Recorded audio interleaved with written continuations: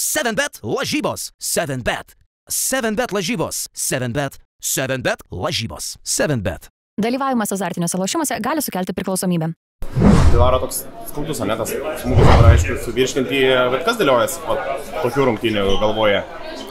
Tiesiog gal pamokos ateičiai, kad turim pradėti fiziškiau ir, nežinau, išėjom kaip, nežinau, sviesta pirštės, kamuolių nesugraibėm, tokios kvailos klaidos, atrodo, galim gauti laisvą metimą, bet nesugaunam kamuolių, tai tos koncentracijos gal ir būti fiziškesnėm, nes visas komandos labai fiziškos ir mums reiktų atsakyti tuo pačiu.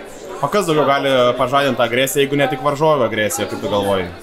Jo, bet gal tiesiog ne visos pratusios žaisti tam lygiai, tam fiziškumui ir tiesiog sunku eiti derinius, gal kažkiek tų pradžioj baudų nesušvilpė, gal tikėjomės, kas sušvilps ir tiesiog neėjom į rungtynės ir paskui jau kaip ir lygiai žaidėm, bet tam pirmam kėlinijos ir tritaškių prisvaidė daug, tai tiesiog buvo per gera komanda, kad grįžtume į tas rungtynės. Tie tritaškai, akivaizdu, kad turbūt žinojat, kad jos pataikė 9 iš 11 ir žinojat turbūt, kad čia vienas iš tų ginklų. Kas neveikia ir ko pritrūko, kad, sakykime, būtume artimesniai kovoj prie to tritaškio linijos?